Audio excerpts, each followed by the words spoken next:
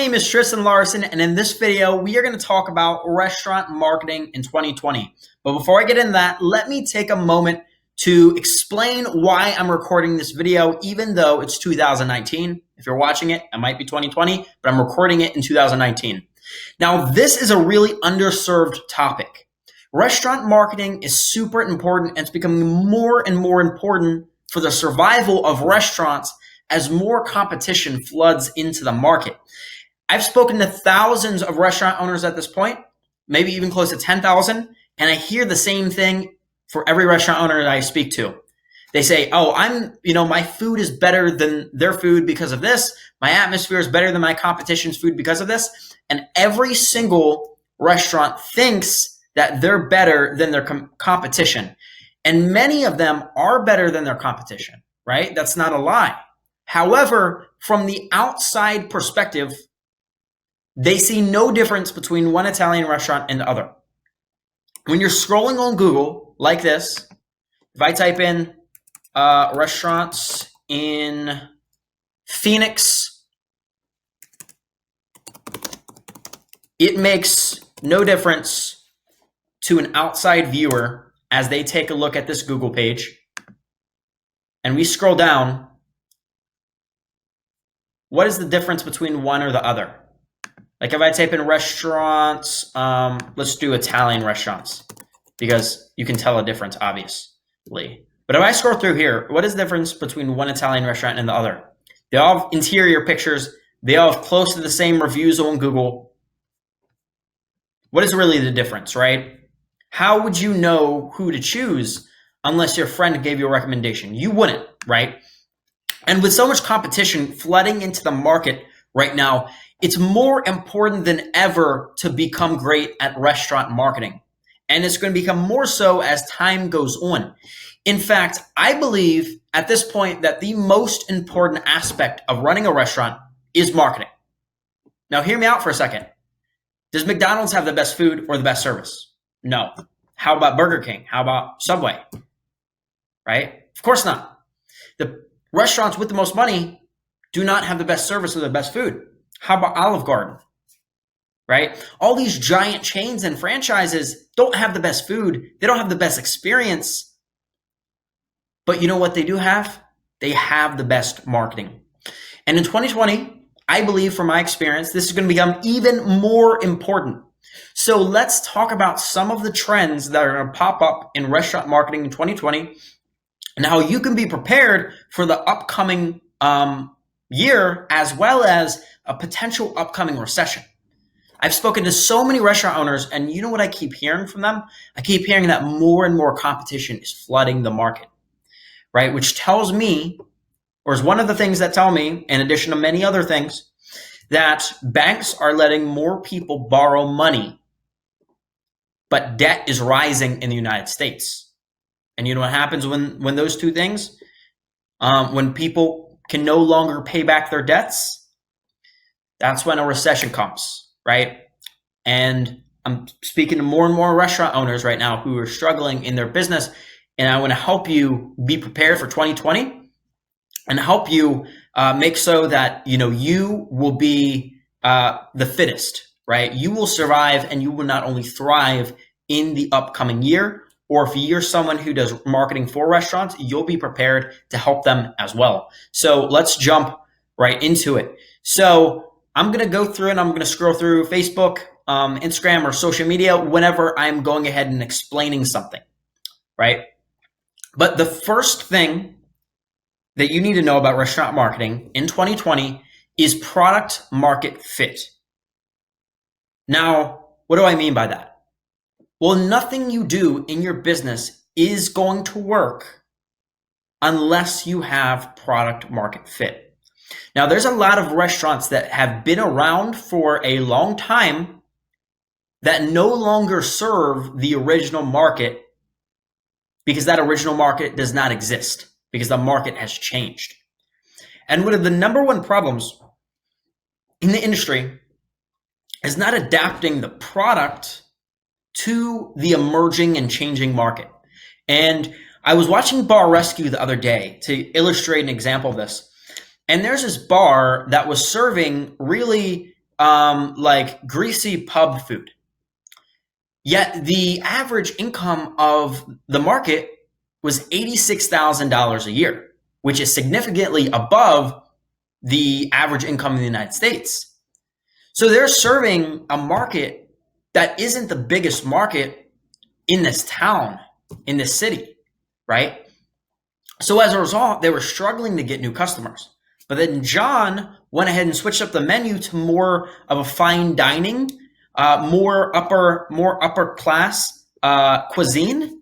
And as a result, the sales improved because the food and the atmosphere and the appearance started to match the market, right?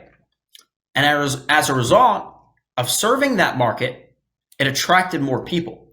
So if you do not have a concept that serves the emerging market in your area, and the world is changing really quickly, more and more people are born every day, areas are continuing to be developed, markets are changing, and if you do not have cuisine that captures the majority of the market, then nothing I teach you in this video is going to work. No marketing is going to work if you're not matching your market, right? It's just not going to work. So that's the first thing. Now, the second thing is building credibility and differentiating yourself is more important than ever. With so much competition, your main focus has to be differentiation. So how do you differentiate yourself when everyone looks the same, right? You scroll through this, everyone looks the same. So how do you differentiate yourself? Well, let me introduce a concept to you called influencer marketing. And here's how you can differentiate yourself on a smaller scale, right? On a local scale. So this is one of my Instagram accounts, USA Restaurants, 122,000 followers. And this is my personal Instagram, Suited. You can see I have 23.8 thousand followers. And here's what you can do. So let's say you're located in Atlanta. And a lot of you probably are familiar with influencer marketing, but let me fully explain why this is so important. But if I go right here and I go to Best Food Atlanta,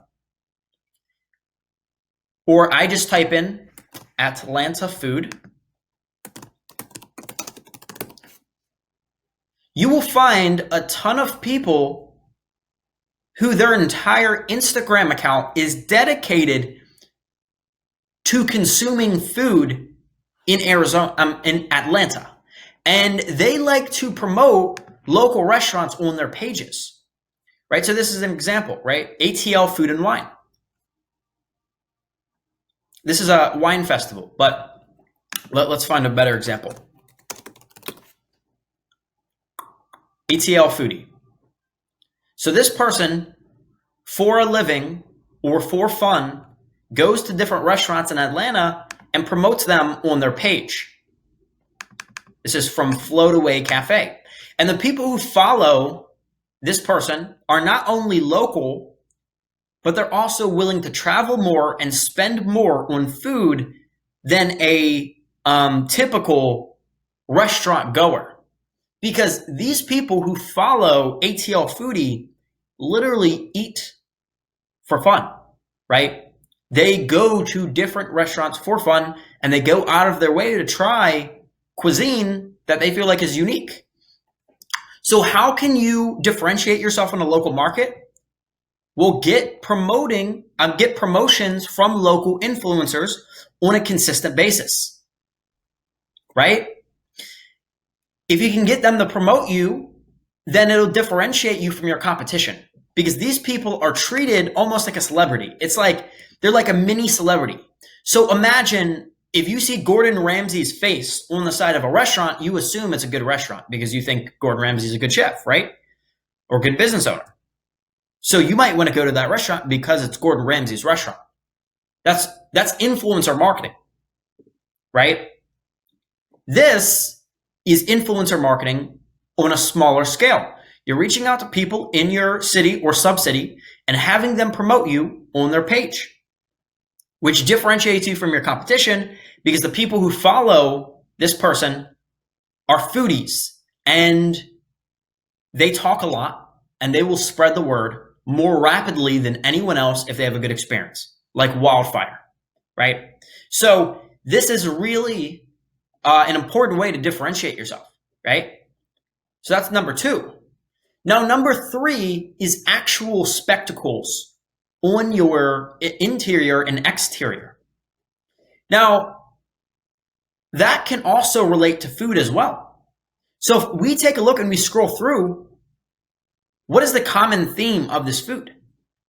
The common theme is the actual plating and the actual appearance of the food is not ordinary, right? You can create food that makes people share your food, right? So if you start, let me just give you an example, right? If you dye your pancakes rainbow colors, people are going to want to take a picture of that and put it on their Instagram. So if you start creating crazy looking food or food that looks really unique, it's going to incentivize people to want to post it on social media. So that creates a ton of shareability. And that also gives people an excuse to try your restaurant because now you're promoting, unique cuisine as opposed to cuisine that looks like your competition's, right? So the focus has to be now on differentiation and how you can get shareability. Because every restaurant owner, if you're a restaurant owner, you would agree with this, undeniably, the most powerful form of marketing is word of mouth.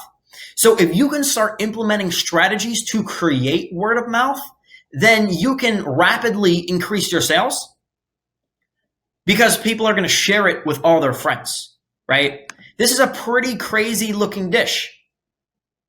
And someone might see this and be like, wow, let me try this place. That's what's happening, right? So that's number 3, creating shareability through your cuisine. Now let's talk about interior and exterior, right? Because you can create shareability using your interior and your exterior. What a lot of restaurants have started doing is they actually put up like a poster or they put up something in their restaurant for people to take pictures. Think about it like this, right? When people go on a red carpet, what is there almost always? There's some type of sign that says like Hollywood, or it says something, right? Or it says the name of the event. And people take a picture in front of that sign. So how can you start using interior spectacles that could be either in your business or outside of your business, depending upon your location? And how can you start using that to get people to share your business, right? Because if you can do that, you can create shareability and you can create virality and you can create word of mouth without paying for anything, right? Without paying for, any marketing, right? Because marketing costs are going up on social media and reach is going down. The amount of people you reach on Instagram is less than it used to be because Instagram wants you to start paying for them, right? So coming up with organic, grassroots, viral strategies is very important in 2020 in order to really position your brand and differentiate yourself from competition. So the last point I'm going to touch on here is this, because this video could be super long because there's a lot of different things we could talk about. But beyond the actual big picture, when it comes to the micro details, what do you actually do? What do you start focusing on?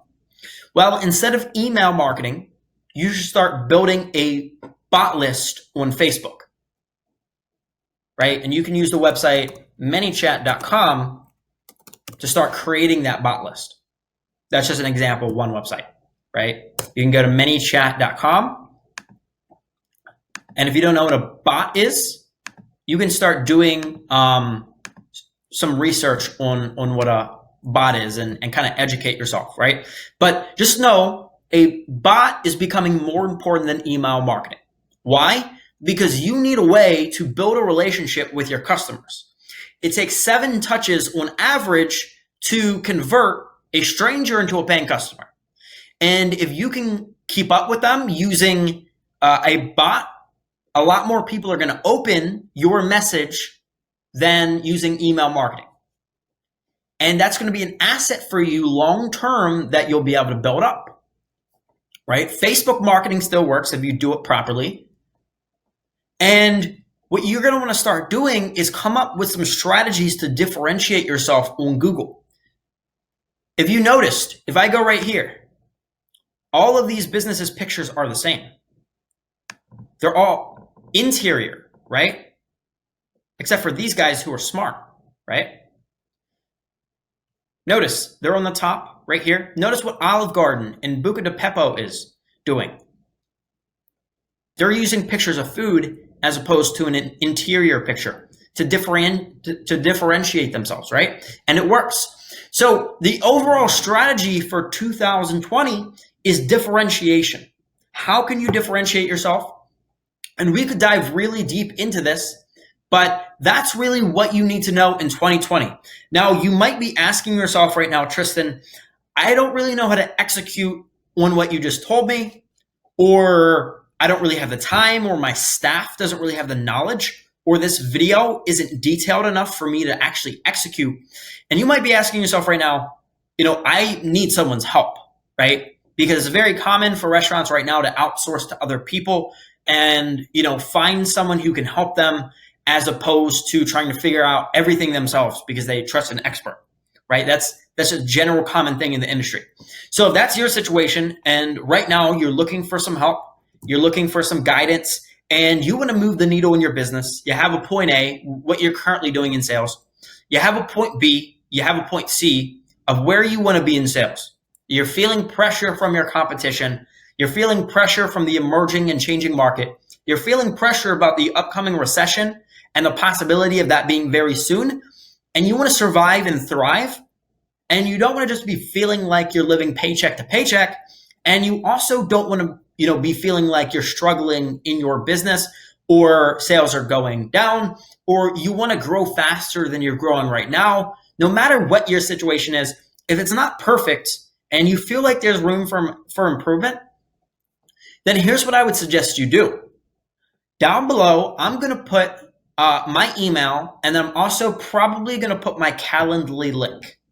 And what you can do is you can shoot me an email and, just let me know what your situation is very briefly. Just, put in the subject line, say, I need your help or something like that, or, whatever it is, the name of your business, and shoot me a really brief email about what you have going on. And what we can do is we can hop on a call and I'll go ahead and ask you some questions and then see if I feel like I can help you. And if I can't, we'll just end the call. So if that's something that you feel like you need right now, because I want to provide as much value to you as the viewer of this video, feel free to reach out to me down below. And otherwise, I hope this video was valuable. I hope these strategies and the frameworks I laid out here were something that you can execute and make sense to you. And I definitely suggest the strategy for 2020 is to start to differentiate and start looking for viral strategies to create shareability.